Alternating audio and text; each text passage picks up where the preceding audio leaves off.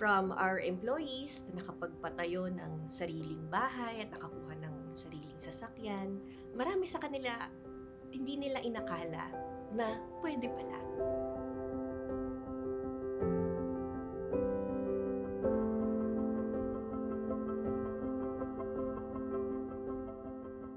So, nag-meeting kami to revisit our purpose, our vision, and our core values.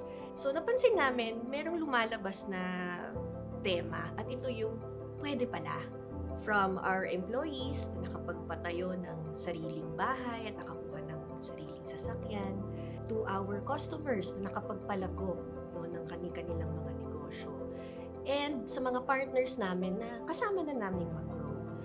Pwede rin palang kumita ng additional income. Pwede palang makapag-loan ng mabilis gamit ang ORCR ng sasakyan, maybe a car or truck, na hindi sinosurrender ang unit.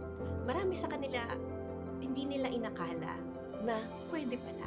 So, pwede palang umunlad at magkaroon ng magandang pamumuhay sa pag-o-offer lang ng products and services ng Global Dominion Financing.